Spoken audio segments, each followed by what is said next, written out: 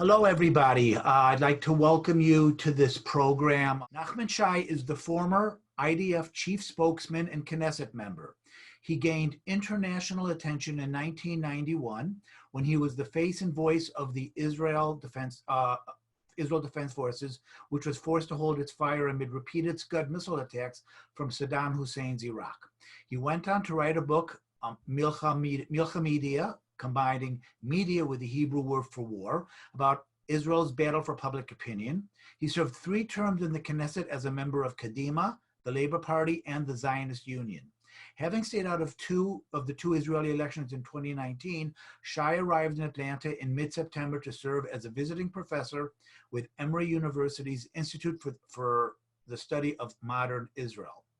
Rich Walter is the Vice President of Curriculum and Outreach, Center for Israel Education, Associate Director for Israel Education at Emory University. Rich has extensive experience increasing community involvement in Jewish formal and informal learning for a wide variety of age groups. Prior to joining ISME and CIE as Associate Director for Israel Education in August 2012, he served as Director for Jewish Life and Learning at the Jewish Federation and Jewish Community Center of Greater New Haven, and Director of Education and Community Development at the Bureau of Jewish Education in Rhode Island. From 1997 to 2001, he taught in the Solomon Schechter School in Providence, Rhode Island. He was educated at Brandeis University, where he received his BA and MA degrees, focusing on Jewish history, modern Middle Eastern history, and Judaic studies. Rich and Nachman, welcome. Yeah. Take it away. I'm going to start with just a little bit of an overview, and I also have a few graphics just to sort of pinpoint how we got to the moment that Israeli politics are in right now. It's obviously been a long road. It's been 3 elections thus far, and possibly a 4th still to come. And then I'm going to turn it to Nachman for a few pointed questions, not just about what's going on currently in Israeli politics, but also with a focus using his expertise in terms of the fact that Israel's politics are not just trying to form a government, but also trying to manage a crisis similar to what we're dealing with here in the United States. And that, of course, is related to the coronavirus pandemic. So just again, I'm sure many of you don't need a 101 in how Israeli politics work, but just in terms of the basic structure of the way the Knesset operates, there are 120 seats in the Knesset, and those seats are apportioned in a proportional manner based on the results of an election. When Israelis go to vote, they don't vote for individuals, they vote for political parties, and any party that receives 3.25% of the national vote gets represented into the Knesset. How those seats then get divided is a basic math equation. The number of votes for the parties that cross that threshold are added up, divided by 120, and that's how the number of seats are decided.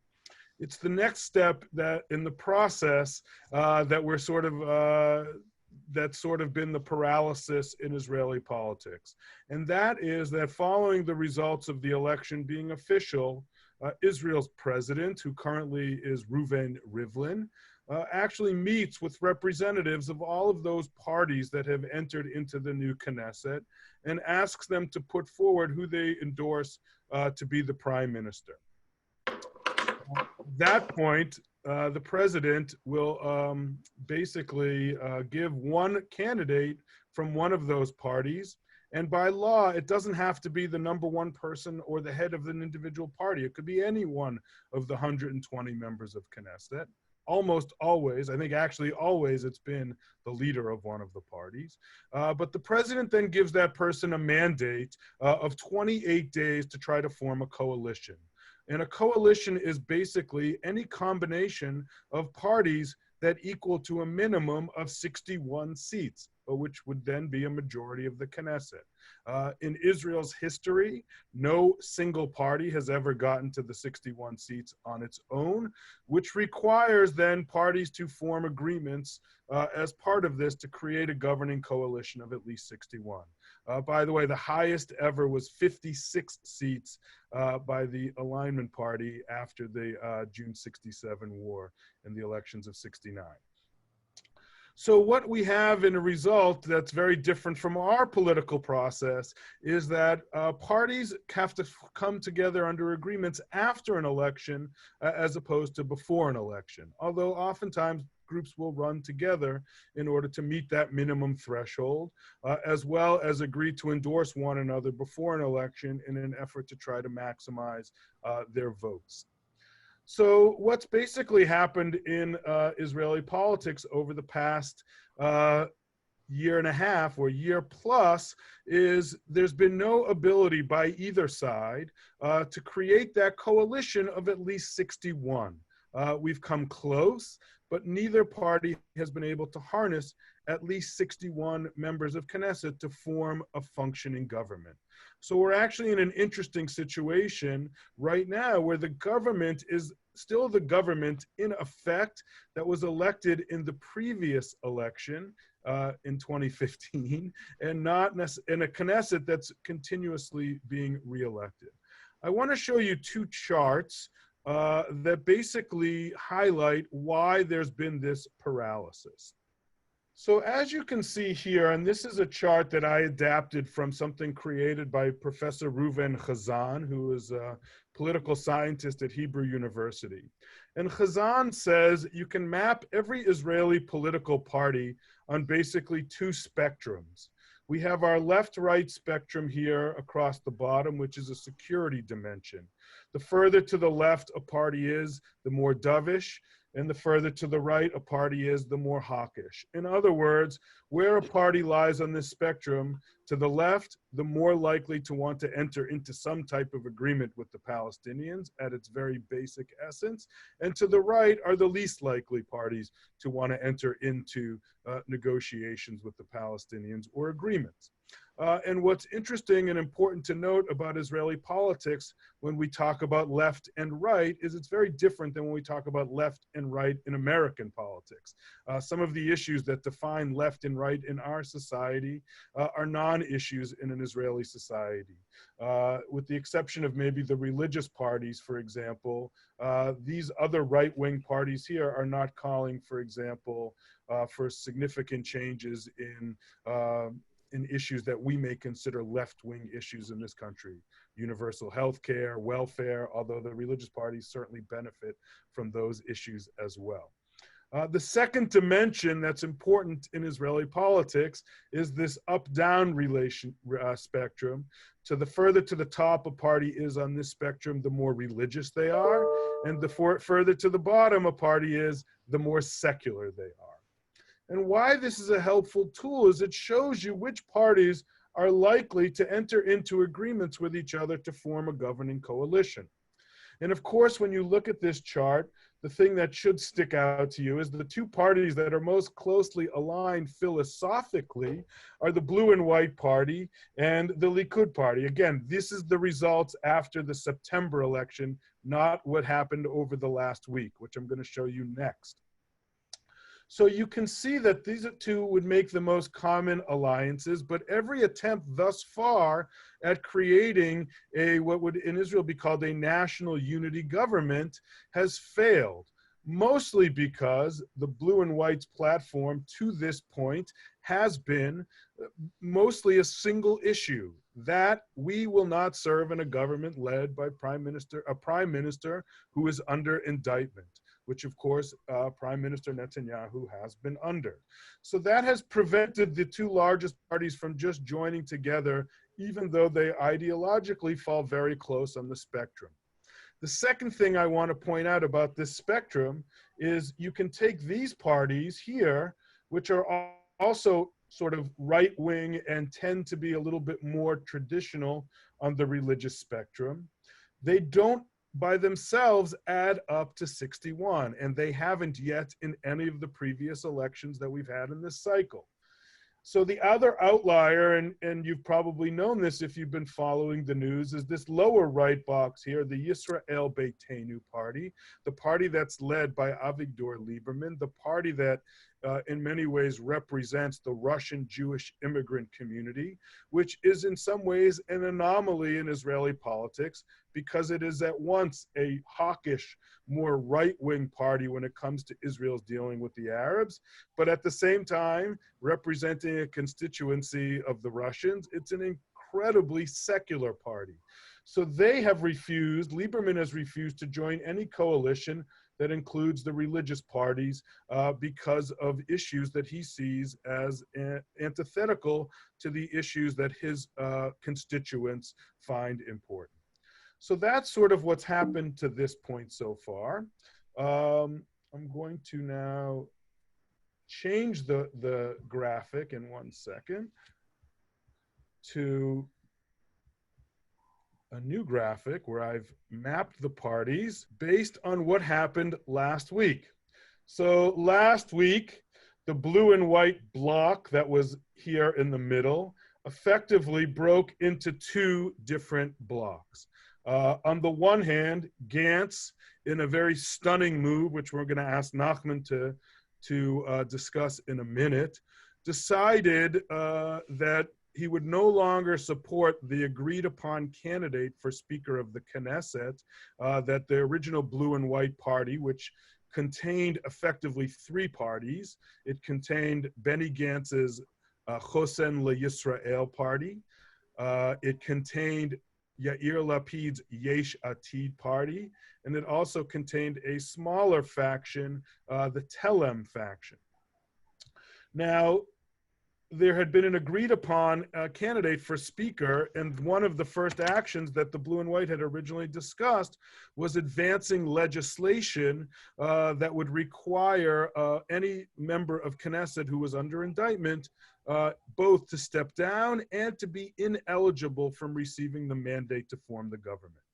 I want to go back one step in that after the last election, even though this combined slate won 33 seats to the Likud 36, the reason that President Rivlin gave the mandate first to Benny Gantz was because Gantz had the endorsement of more members of Knesset, namely 61, because he had the endorsement of the Arab parties, the Labor Meretz, which was also, Gesher was a part of that, as well as his whole bloc, and Yisrael Beitenu.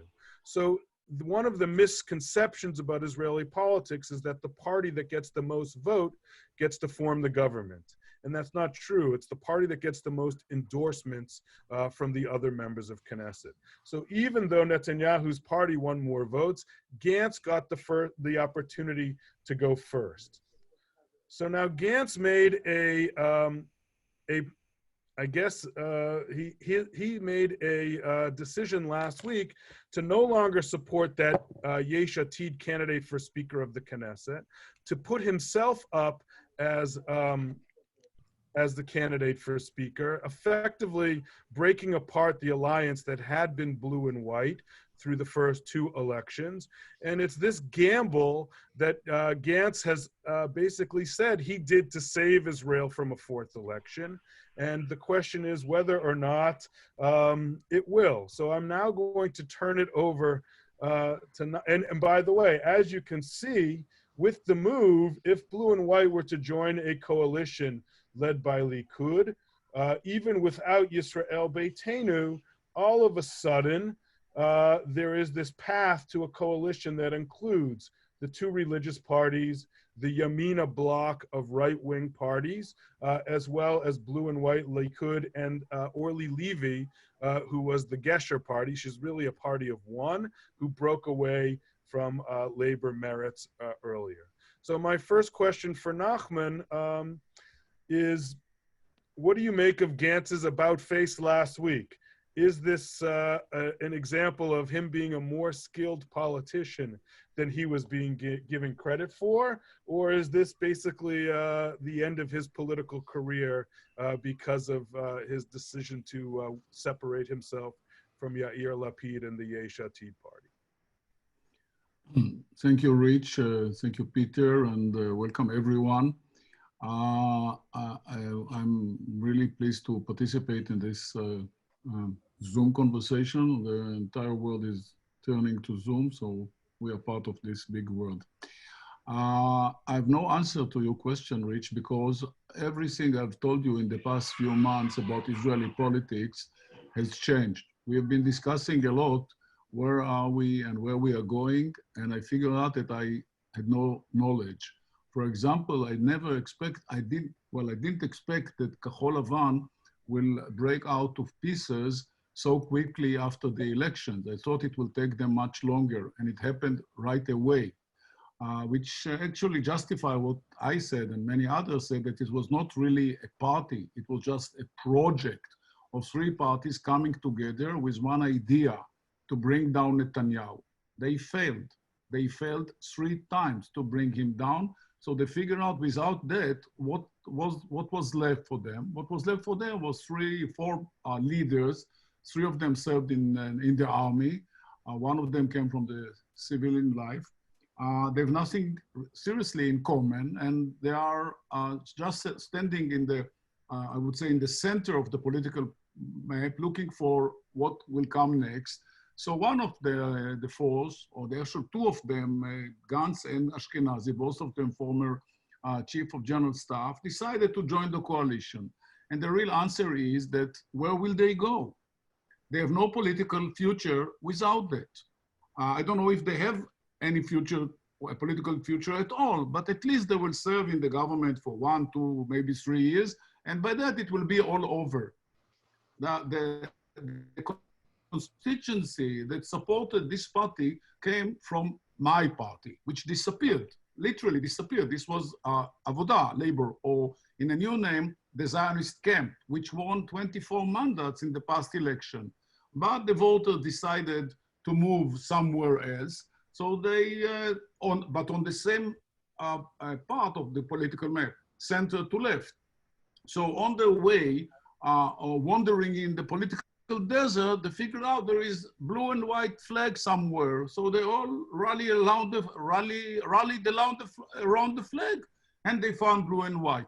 I assure you all, as much as I can foresee, that next time there'll be another party by the name White and Blue. And that will gain most of the votes from, because on this side of the map, there's no coherence, there's no ideology right now. And so half of the Israeli voters voted for people, for personalities, but not for ideology. On the other side, center to right, there is a camp led by Netanyahu and by Aryeh Deri from Shas.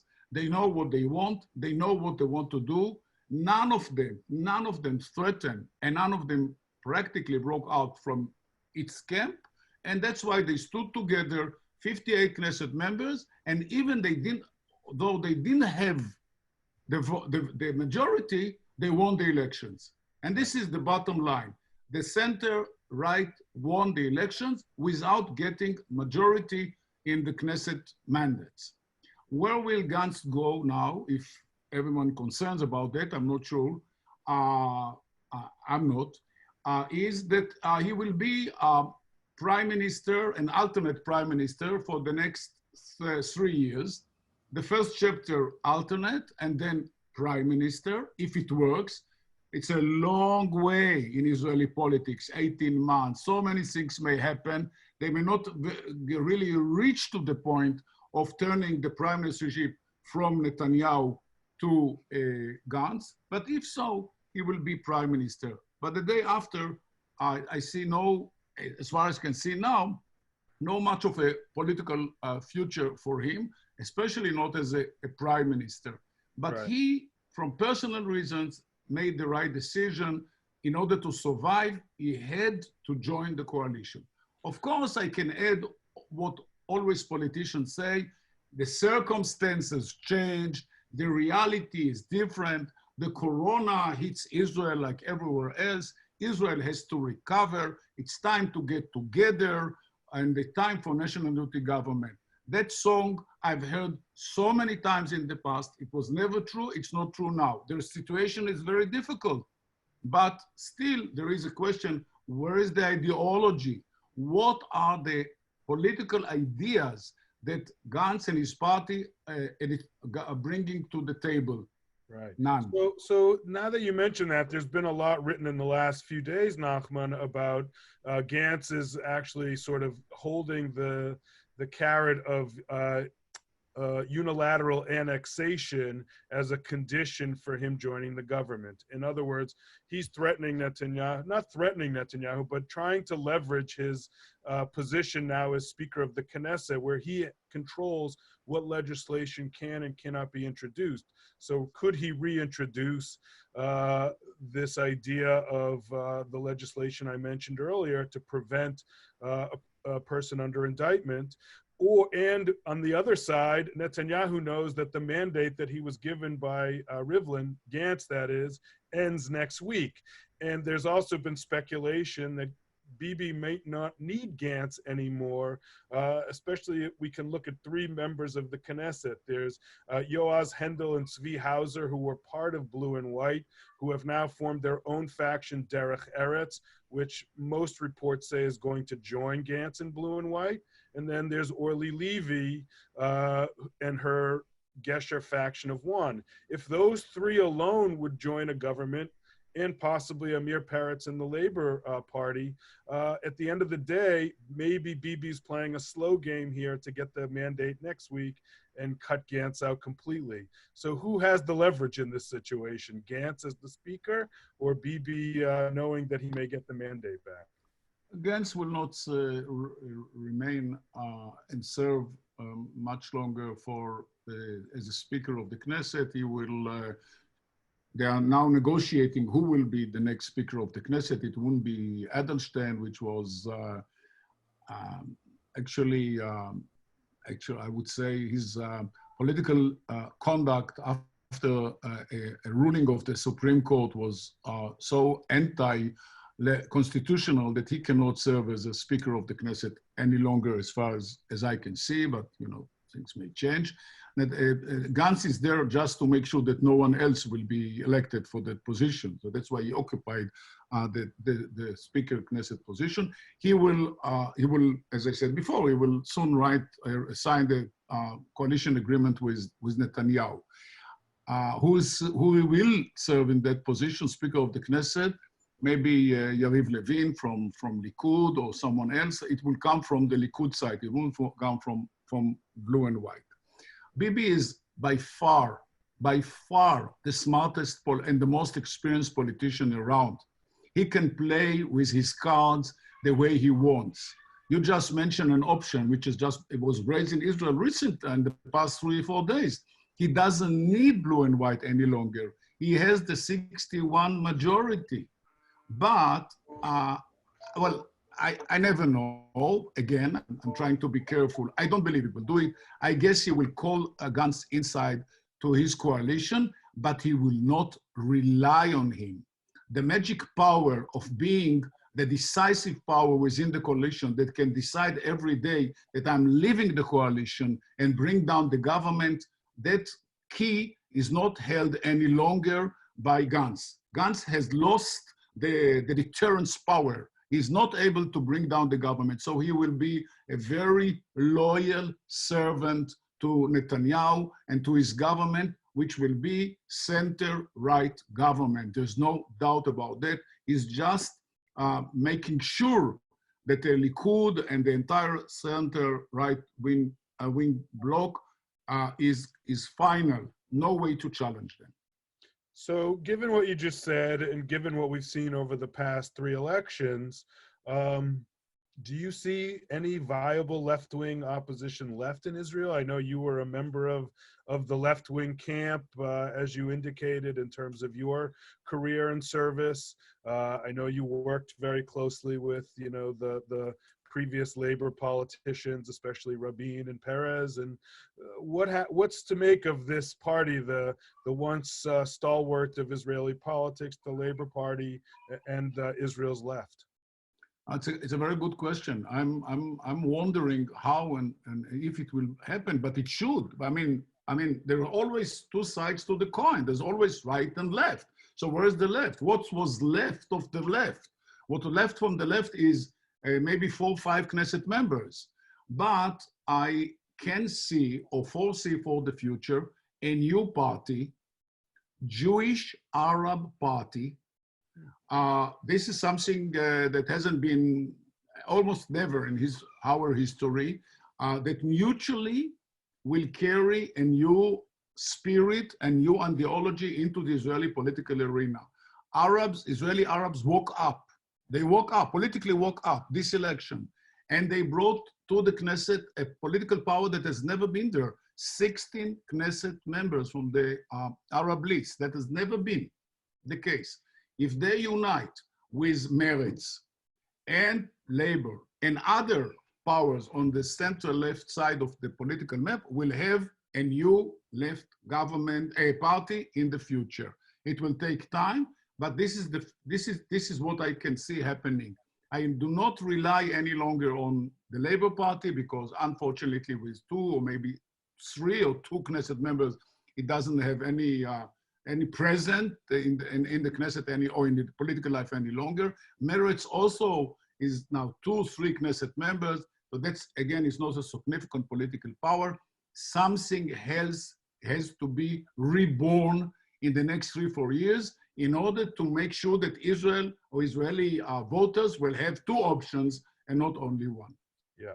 So a follow-up to that is, as American Jews, and I know when you were a member of Knesset, one of your portfolios was on the American Jewish relationship with Israel.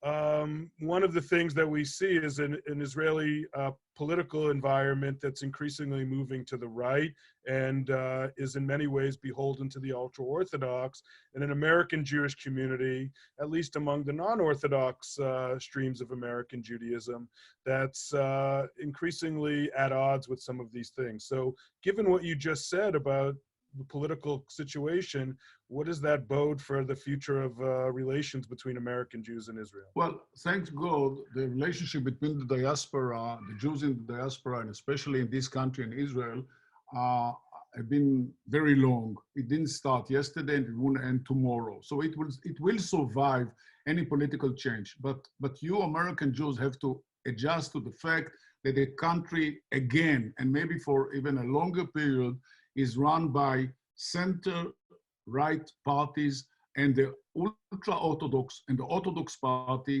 are a major power within this coalition, and they will be in the foreseeable future. I don't see them going anywhere. So all those nice and hopes about more liberal and more and a different attitude to issues that are in common, like to me and you, like the Kotel, or like who is a Jew, the conversion and so on, forget about it right now. It won't come to the table. And if it comes to the table, I guess that this block of center-right, without Gantz, but Gantz, as I said before, has no ideology. I don't see Gantz now leading towards a new paradigm of relations between the Jews in the diaspora and Israel. Gantz is a newcomer, in terms of politics, is a baby. In terms of running the IDF, is a veteran and has a lot of experience, security matters and others, and I wouldn't underestimate him. But when it comes to politics, he doesn't know where to go. And what does he know about diaspora Jews? He served in America for 3 years as a military attaché. That's his background. He has to learn it all. I guess originally he stands where I believe he should, center left, but I'm not sure he's going to lead any campaign. He may defend the present situation, the status quo, not making the things worsen. That's important by itself. But he wouldn't be the one who will shift things back to where they were. Great. So my last question, and then I would encourage people to post questions for either Nachman or myself in the chat. Obviously, one of your great specialties is on communication during a time of crisis. You were as Peter mentioned in introducing you, you were the IDF chief spokesperson during the first Gulf War, and you gained a lot of notoriety and fame for keeping Israel's citizens calm, of course, reminding them to drink water. So in terms of what's going on now, what do you think of the handling of the current crisis of the coronavirus pandemic, and how, you know, have you seen the crisis influence politics, and maybe what do you expect to happen in the next few weeks? I'll start with the end. First of all, the new government will deal mainly with the upcoming economic crisis in Israel. There's no doubt about it. It applies to your economy as well as to ours. When it goes down, it will also affect our economy by any means.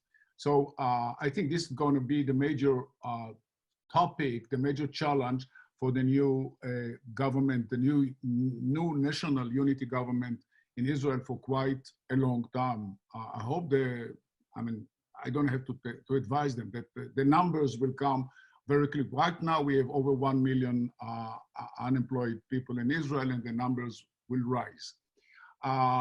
Secondly, what was the first half of your question, Rich? Just how the government is going to how do you think the government has handled okay. so When far? it comes to, I have my own experience in handling the public during times of crisis, as you rightly said. It's fine. I mean, when I watch my successors, I think they are doing relatively a good job. One of them is Netanyahu. He assumed my role. He became the national volume. He is the one who guides the Israelis every night, even a few minutes ago, what to do and how to do. I don't expect the prime minister to do that. I think that it should be done by other people. My advice, and actually not more advice, but actual recommendation made by endless number of state committees, the state controllers and others, they all called for a central body that will run information during emergency. Information during emergency is a key factor in keeping the public calm and in building trust between government and people. You need to have certain team of professionals which is set during peacetime or during a routine between wars. And then when it comes to a war, it just expands its operation. We don't have it. And we lack that kind of organization or mechanism that will convey the messages between the government and the people. I've drawn this model in my PhD, but I'm not the only one, and it was done before me, and it will be done after. I'm absolutely convinced, and that this is the only way that you can tell people what to do, and they will do what you are telling them. And in the Gulf War, they did. They stayed home for many long hours. They put the gas masks on, and they haven't done anything which with all the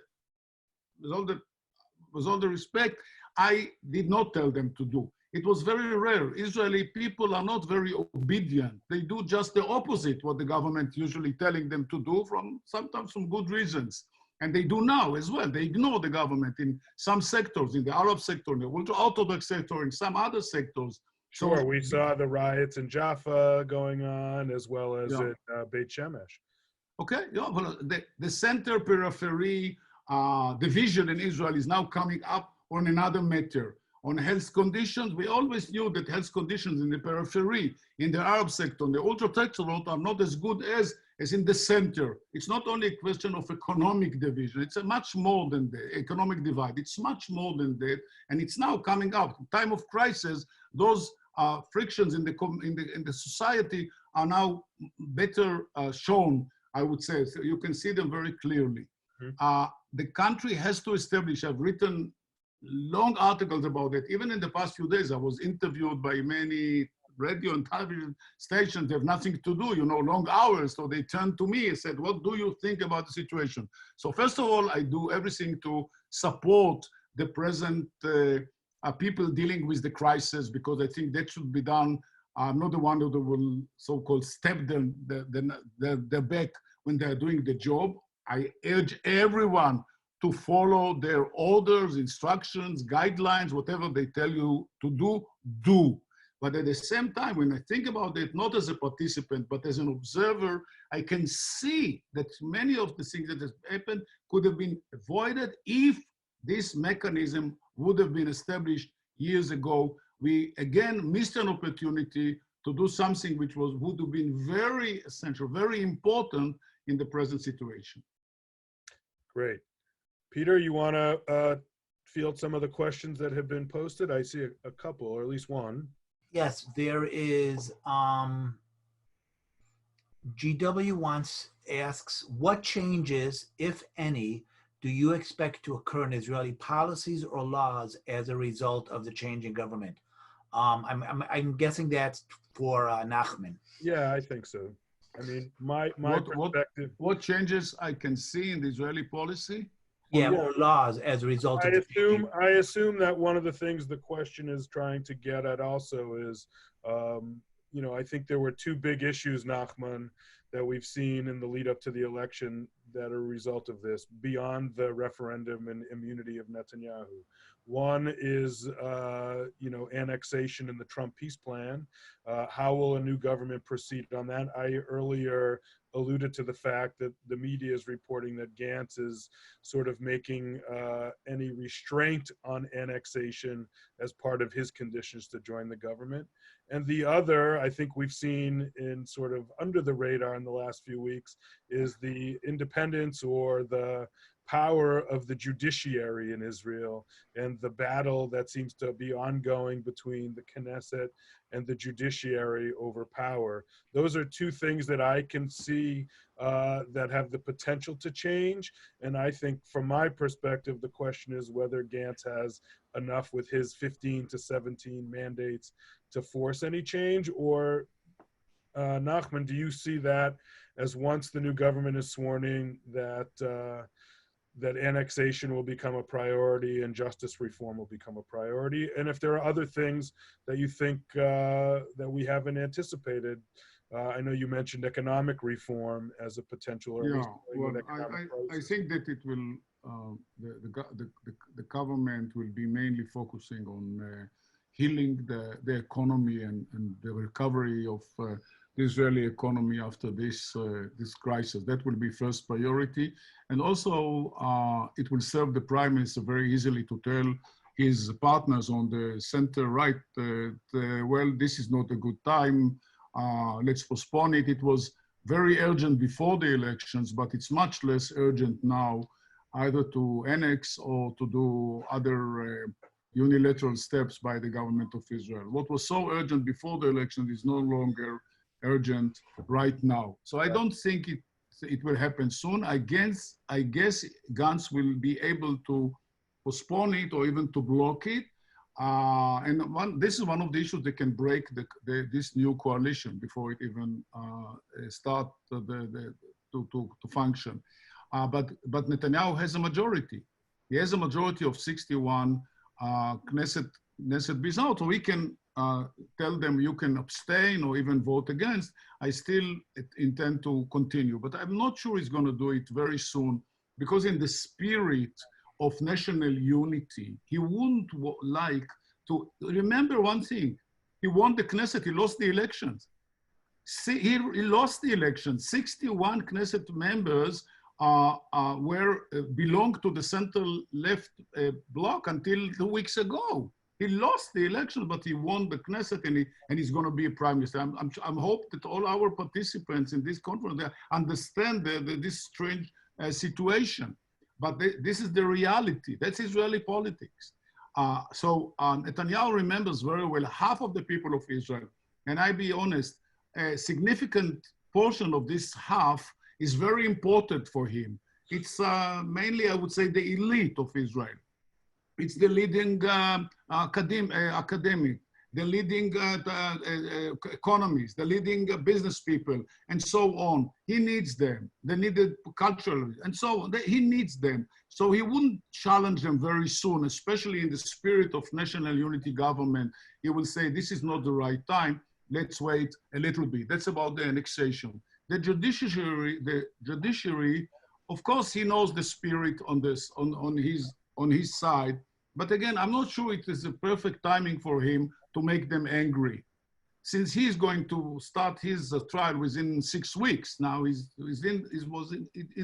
indicted. He has to face trial, and I'm not sure they will be able to postpone it. So there is a certain legal process against him, and it's, again, not the best timing at this situation to start and play games with the Supreme Court. And I'm sure on that, by the way, Gantz will not support him. Gantz will be all the way against. This is one issue that I can see Gantz and the rest of the center left, whatever left from the center left, to stand together. And I'm not speaking about all kinds of out of the Knesset activities, demonstrations, Supreme Court, media, and so on. So he'll be very careful. There's a totally new situation now comparing with what it was. Right. And things that were very much high on the agenda are now going to be a little bit lower. We have a question from Merrill about the joint list and how they feel left out now. There was this whole process where they were going to support the government from the outside.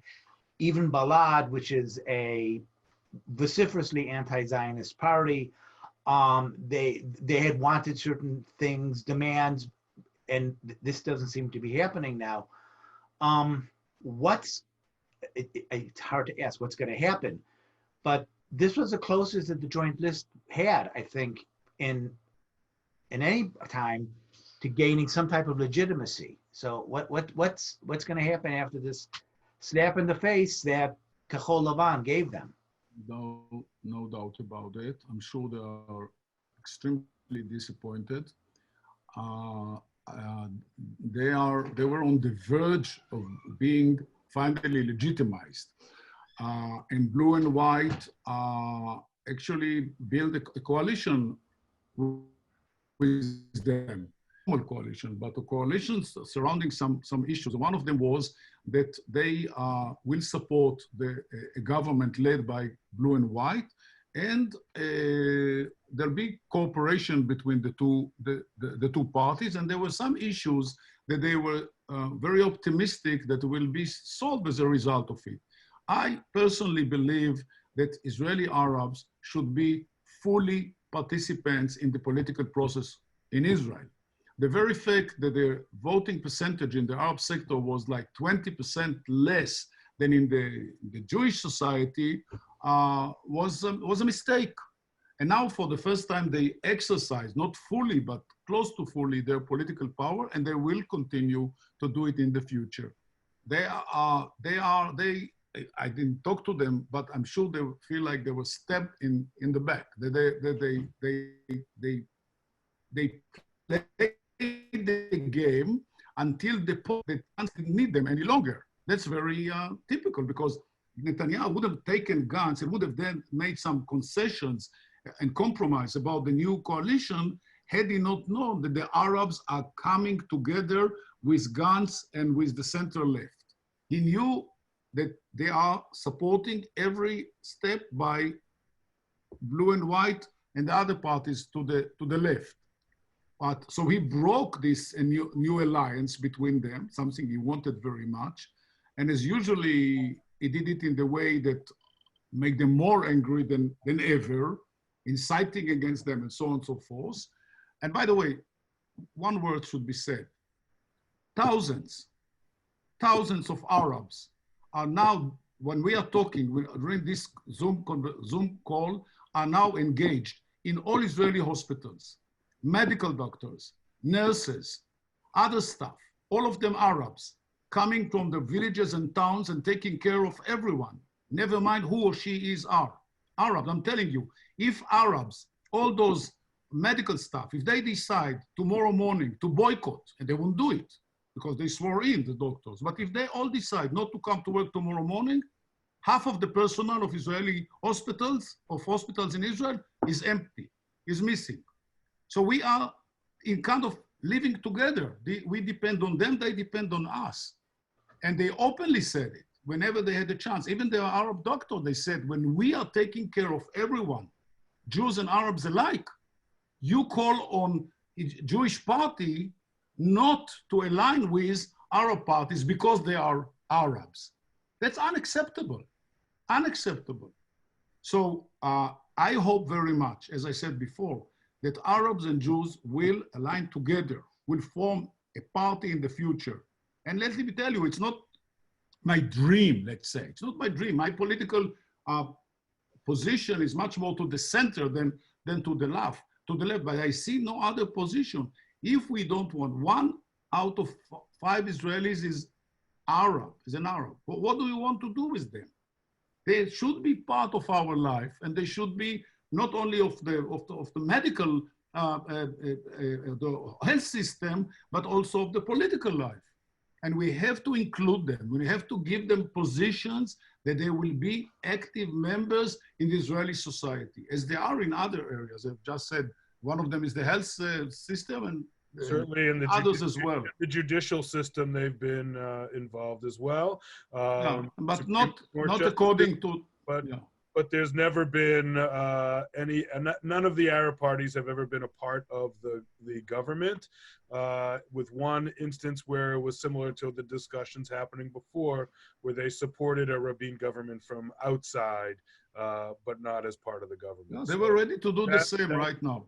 That's still been a bit of a white whale in Israeli political history. And from your perspective, it sounds like one thing we may see in the next election is the coming together of a new kind of coalition between left-wing Jewish politicians and like-minded Arab politicians, which could be something very interesting. I have one other question, if there's no other questions from the participants.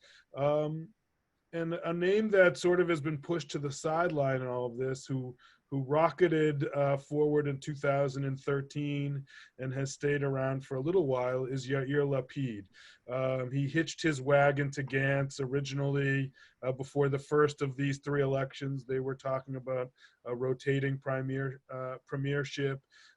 Is Lapid's career over? Does he have any chance of being the person who can galvanize the left, or is he more of a shooting star who's kind of going to disappear from the scene? I think Lapid is not going anywhere. From all the 4 male, unfortunately no female were there in the cockpit. This was the title given to the 3 generals and the private. Lapid is a private, and they're all 3 generals. He's the most experienced politician. And he was served in Netanyahu for 2.5 years as the finance minister, and he knows him very closely. And that's why he told everyone, don't trust Netanyahu, don't go with him anywhere. And he told Gantz the other day, Gantz, you're making a grave mistake, because at the time when you have to replace him, something will happen, and it won't happen. I think Lapid is going to the opposition. He will serve as the head of the opposition. I think he's going to go do a very good job, and he's full. He has no opposition with his own party, and I guess that he will come back in 2 or 3 years and he will try again. His party will survive. He did already for quite a number of years. He has the political power, he has the killing instinct, and if he has a chance, he may now take all the voters that they're just disappointed by Gantz and will move somewhere in the political desert, and the next stop may easily be Lapid. So watch Lapid, because he may be the next challenge for not Netanyahu necessarily, but someone else leading the Likud next time. I have a question. Yes, Peter. The Labor Party. Mm-hmm. The party of Ben Gurion, your party, the party that was instrumental in the creation of the State of Israel. What's happened? Political life is like business life. I mean, you go up and down. That's the way it is. After so many years, it started in '77 when the Labor lost for the first time to the Likud, and they've never recovered. There were 2 short chapters since then, one by the late Yitzhak Rabin and then by Ehud Barak, that Labor came to power, not by themselves, but only by building a composition of parties, or bringing quite a number of other political powers from right and left. It was not even after the name Labour Party any longer, the title Labour Party. They always try to give a new name to this camp, so like hiding beyond someone's back. Labour as is no longer exists. We should admit, I say it with a very big sorrow, because this was my party for the past 7 years. Something has to start again. But that's the new reality. Israel has changed. The public has changed. So it should reflect also the existing parties. Labor lost its place on the political political map. The decision at the time were not made. Where are you going, to the right or to the left? Is no longer able to be both on right and left at the same time, like it happened to Kadima. You have to be very clearly to put yourself in center left, but it won't be Labor, it will be something else. Thank you very much. I want to thank Nachman. I want to thank Rich for being with us today and explaining the intricacies of what's happening in Israeli politics.